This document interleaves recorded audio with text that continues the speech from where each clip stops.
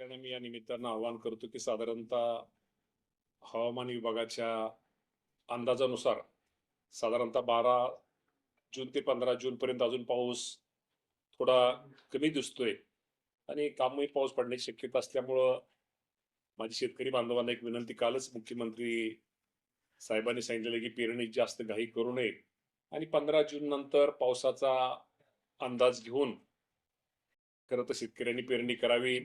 आणि काही ठिकाणी आपल्याला पाहतोय की मराठवाडा, खानदेश, विदर्भ आणि मध्य महाराष्ट्रातील काही भागामध्ये पाऊस हा काही ठिकाणीच अशा ठिकाणी असा सर्वत्र पडणार नाही. काही ठिकाणी पाऊस पडेल, परंतु सर्वत्र नाही. त्यामुळं साधारण 12 ते 15 जून पर्यंत शेतकऱ्यांनी पावसाचा अंदाज घेऊन पेरणी करावी आणि साधारणतः 15 जूनच्या पुढं थोडा वातावरण पावसाचं अनुकूल दिसतंय, पण तरी सगळ्यांनी अंदाज घेऊन पेरणी करावी अशी माझी शेतकऱ्यांना सगळ्यांना विनंती आहे. गेल्या काही महिन्यांपासून मामा बघितलं आपण तर पावसाचे जे हवामान बदल आहे याचा थेट फटका शेतकऱ्यांना बसताना दिसतो आणि कधी कधी अवकाळी पाऊस किंवा पूर्व मोसमी पावसामध्ये कमी वेळेत अधिक पावसामुळे सुद्धा नुकसान होतंय.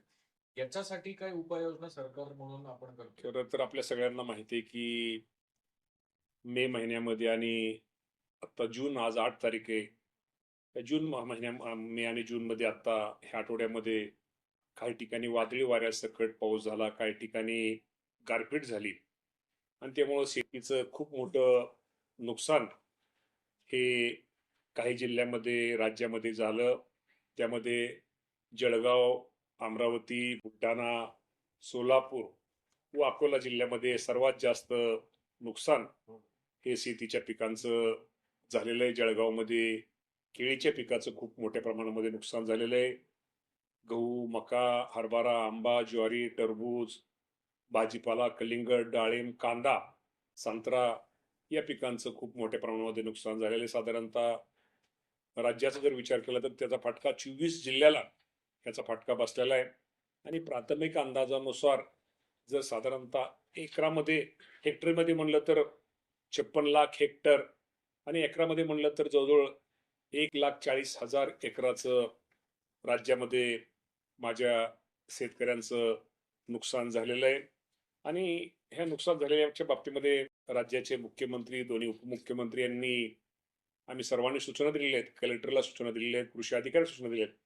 ज्या ज्या शेतकऱ्यांचं या वादळी वाऱ्यामुळं, गारपिटीमुळं नुकसान झालेलं आहे किंवा काही ठिकाणी घरं उडालेली आहेत, पत्र उडालेले आहेत, जे वादळी वाऱ्यामुळे जे जे नुकसान झाले त्या सर्व नुकसान भरपाईचे पंचनामे ताबडतोब करावेत आणि तो अहवाल आम्हाला लवकर द्यावा की जेणेकरून त्या निश्चित प्रकारे निसर्गाच्या लहरीपणामुळे अडचणील्या शेतकऱ्याला लवकरात लवकर मदत करता येईल. शेतकरी पावसाला मुकतोय, म्हणजे पावसामुळे मोठं संकट आहे शेतकऱ्यांवर. दुसरीकडे युरिया खताचं देखील संकट राज्यभरात आहे. काय युरिया खताचं स्टेटस आहे? अनेक ठिकाणी लांबच लांब रांगा लागल्यात, शेतकऱ्यांना युरिया खत मिळत नाहीये. विदर्भात एका आधार कार्डवर 5च युरिया खताची पोती दिली जात आहेत, अशी काही माहिती आहे का? आणि युरिया खताचं काय स्टेटस आहे आता? अकोल्यात देखील याच विषयावरून राडा झाल्याचं पाहायला मिळालं. पोलीस देखील तिथे दाखल झाले होते.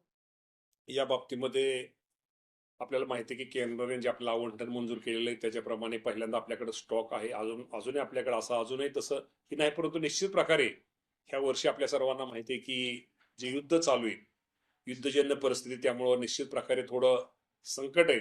परंतु आम्ही स्वतः राज्याचे मुख्यमंत्री, मी स्वतः कृषी मंत्री म्हणून राज्याचे, देशाचे कृषी मंत्री शिवराज चव्हाण यांच्याशी आम्ही बोलतोय, नड्डा साहेबांशी आम्ही बोलतोय की जेणेकरून जे आपल्याला जो कोटा मंजूर दिलेला, आपण म्हणतो आवंटन दिलेलं आहे, तो कोटा आपल्या राज्यामध्ये जास्तीत जास्त ज्याप्रमाणे मिळावा.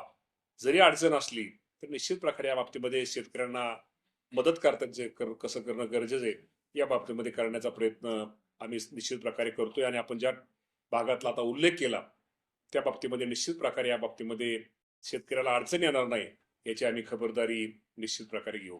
स्टॉक आहे म्हणजे नेमकं किती स्टॉक आहे युरियाचा आपल्याकडे आता? मी आता आकडेवारी तुम्हाला 5 मिनिटात देतो. तुम्हाला आकडेवारी वगैरे सगळे आपल्याकडे आहे ना. आपल्याकडे आवंटन पण आपल्याला केले, पण हे खरं की युद्धाच्या परिस्थितीमुळे थोडं त्याला रॉ मटेरियलच्या बाबतीमध्ये थोड्या कंपन्यांना अडचणी आहेत.